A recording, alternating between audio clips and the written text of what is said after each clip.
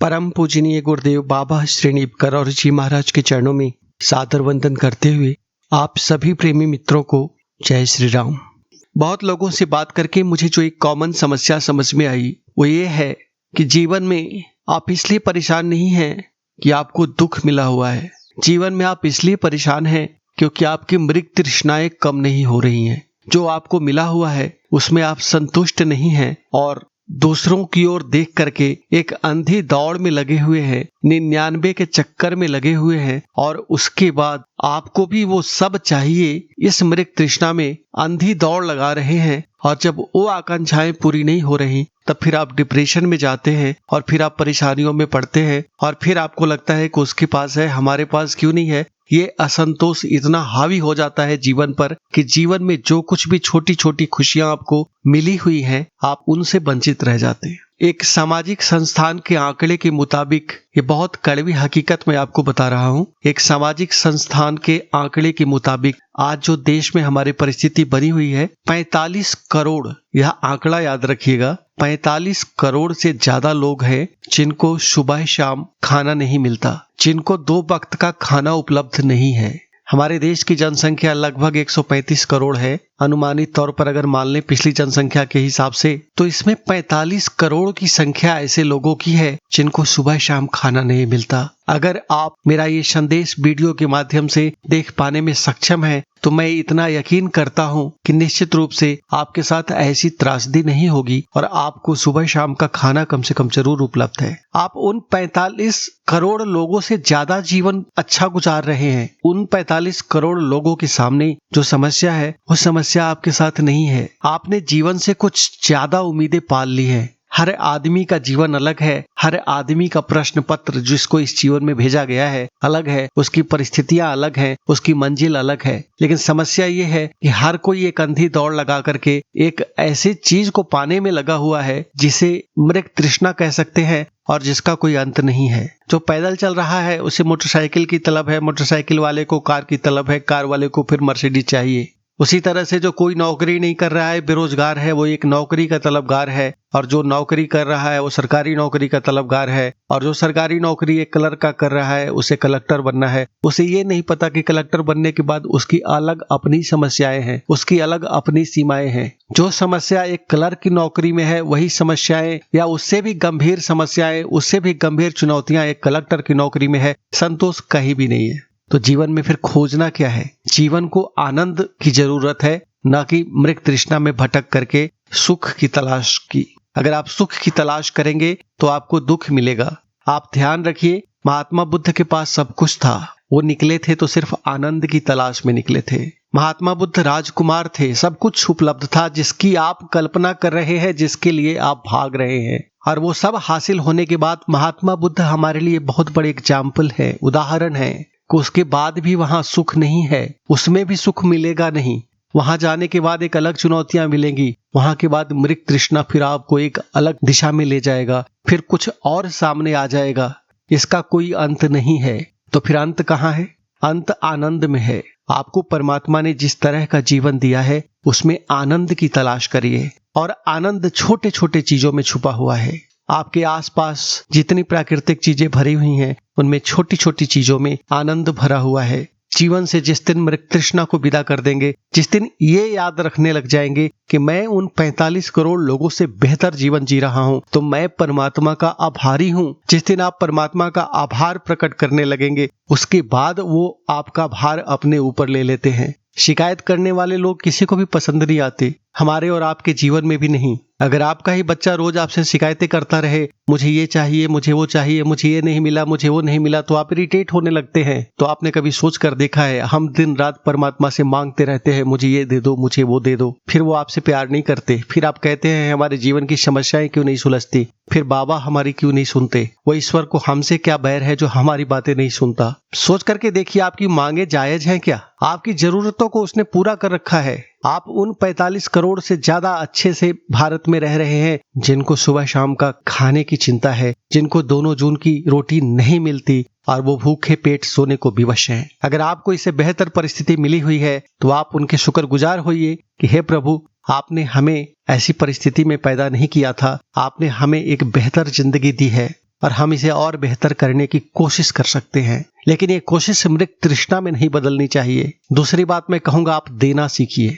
अगर आपके पास 1 रुपया है तो आप 10 पैसा देना सीखिए। अगर आपके पास 100 रुपया है तो आप 10 रुपया देना सीखिए। अगर आपके पास 1000 रुपये का इनकम है तो आप 100 रुपये उसमें से देना सीखिए।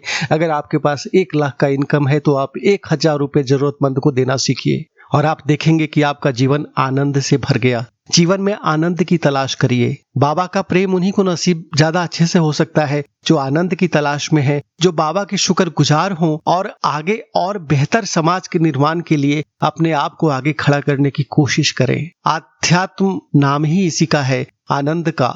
जीवन में सुख और दुख नाम की कोई चीज नहीं है, केवल एक ही चीज पाने के लिए हम आए हैं, और वो है आनंद। और आनंद पाने के लिए बच्चे की तरह निश्चल होना जरूरी है, और बच्चे की तरह छोटी छोटी चीजों में खुश होना जरूरी है। आनंद पाने के लिए हमें 5 स्टार होटल में रहने की जरूरत नहीं है। आनंद पाने के लिए हमें करोड़ों रुपए की जरूरत नहीं है। अगर आपको दोनों शाम का खाना मिलता है और अगले दिन का भी खाना आपको उपलब्ध है तो आप निश्चिंत हो सकते हैं। आनंद तो आज के दिन का जो आनंद है आपके इसी में खोज लीजिए। समस्याएं कभी खत्म नहीं होंगी। जीवन जब तक चलता रहेगा तब तक समस्याएं चलती रहेंगी। ये मृग तृष्णाएं कभी खत्म नहीं होती, इच्छाएं कभी खत्म नहीं होती। जहां हम अपनी इच्छाओं से ज्यादा कहें मृग तृष्णाओं पर विराम लगा देते हैं। परमात्मा हमारी जरूरतें पूरी करता है। उसने सबको राजा बना करके पैदा नहीं किया। सभी प्रधानमंत्री नहीं बनेंगे, सभी कलेक्टर नहीं बनेंगे। उसने आपको जो रोल देकर के भेजा है आप उससे बेहतर करने की कोशिश करें, ये जरूरी है। लेकिन उस मृग तृष्णा में बह जाएं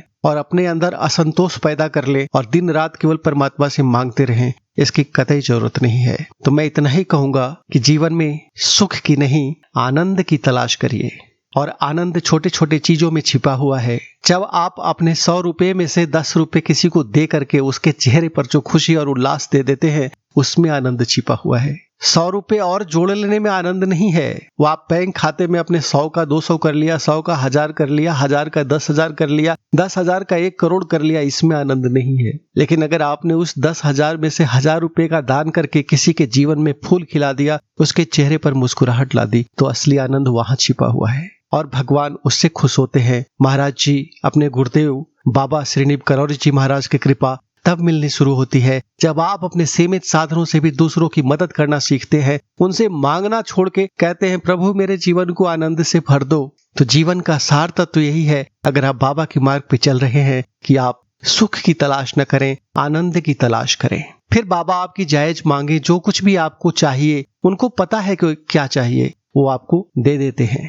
वो आपके जीवन में स्वतः मिलने लगता है। एक छोटे से दृष्टांत के साथ इस वीडियो को खत्म करना चाहूंगा। एक छोटा सा बच्चा दीपक को पाने के लिए ललचाता है, उसकी ओर बढ़ता है बहुत तेजी से, और हम घर वाले, घर के बड़े, हम क्या करते हैं, उसे पाने से रोक देते हैं, उसे छूने से पहले रोक लेते हैं। वो बच्चा रो पड़ता है, चिल्ला उठता है, लेकिन ये सिर्फ हमें पता है, घर के बड़ों को पता होता है कि अगर वो बच्चा उस दीपक को छू लेता तो पता नहीं कितना रोता। हम सब उसी अबोध बालक की तरह हैं परमात्मा के लिए। हम पता नहीं क्या क्या मांग लेते हैं उससे, और सिर्फ उनको पता है कि अगर ये मिल जाए तो ये कितना रोएगा। और जब वो रोक देते हैं, वो हमें नहीं देते, उस तरफ जाने से हमें रोक देते हैं, तब हमें लगता है हमारे जीवन में दुख आ गया, परमात्मा हमारी नहीं सुनता, हमें नहीं देता, हमें क्यों रोक दिया, हमें ये क्यों नहीं मिला। बिल्कुल उसी अबोध बच्चे की तरह जिसको हम दीपक छूने से रोक देते हैं और वो चिल्ला उठता है, उसी तरह हम चिल्ला रहे हैं। सोच के देखिए, अगर वो पा लेता तो कितने कष्ट में पड़ता।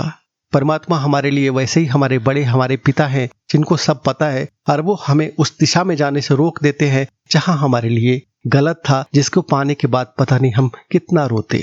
परमात्मा के ऊपर पूर्ण भरोसा करते हुए, बाबा के ऊपर पूर्ण भरोसा करते हुए जब आप बाबा के मार्ग में चले हैं, उनके कहे हुए आदेशों को पालन करते हुए आप चल पड़ते हैं, और जितना है उसमें संतोष करने लगते हैं और आनंद की तलाश करने लगते हैं। परमात्मा के प्रति स्वीकृति भाव दे देते हैं, तुमने जो दिया मैं उसमें खुश हूँ, तुमने औरों से बहुत बेहतर जीवन दिया है, हे परमात्मा, हे प्रभु, हे बाबा, आपका इसके लिए शुक्रिया।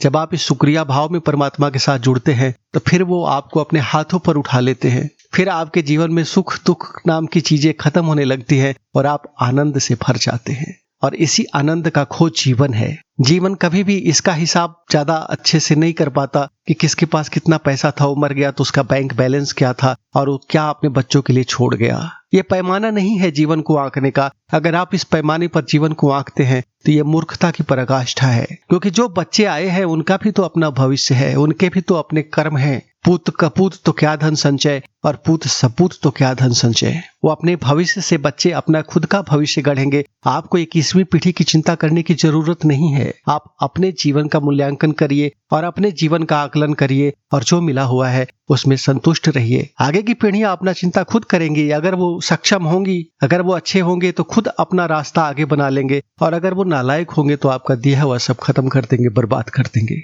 तो बेहतर है कि अपने जीवन में आनंद की तलाश करिए, संतोष की तलाश करिए, और उसके बाद बाबा आपको अपने हाथों में उठा लेते हैं और आप जीवन में परमानंद के क्षणों में निमग्न जितने होते चले जाएंगे, आपको लगेगा कि हमने ये जीवन को एक अच्छा अर्थ दिया और जीवन की जो मंजिल है वो आनंद है, परमानंद है, और आप उस दिशा में बढ़ चलते हैं। इस वीडियो को समाप्त करता हूं कि अगर आप उन 45 करोड़ लोगों से ज्यादा अच्छा जीवन जी रहे हैं, अगर आप यह वीडियो देख रहे हैं और आपके पास दोनों वक्त खाने को मिलता है, तो परमात्मा के प्रति यहीं से शुक्रगुजार होना सीखिए। रोज शाम को परमात्मा के पास जाके शुक्रिया अदा करिए कि आपने हमें बहुत लोगों से बेहतर जीवन दिया है, और रोज सुबह उठ करके उनसे फिर से एक बार प्रार्थना करिए कि आज की सुबह तुमने हमारे जीवन में फिर दिया है। इसके लिए हे प्रभु तुम्हारा शुक्रिया। मेरे बाबा आपका शुक्रिया। बहुत सारे लोग रात में सोते हैं और सुबह नहीं उठते। अगर आप उठे हैं, आपने फिर एक नया सूर्योदय देखा है, आपको फिर एक नया दिन मिला है, तो इसके लिए शुक्रगुजार होइए। और फिर अगर अगला दिन मिलता है जीवन में तो फिर शुक्रगुजार होइए, और उस दिन आप कितना आनंद की तलाश कर सकते हैं वो देखिए। मेरे तृष्णा के पीछे भागना छोड़िए और आनंद की तलाश शुरू कीजिए। फिर मिलूंगा आगे किसी वीडियो में। उम्मीद है इससे कुछ लोगों का तो भला होगा, उनकी सोच परिष्कृत और शोधित होगी। सभी प्रेमी मित्रों को जय श्री राम।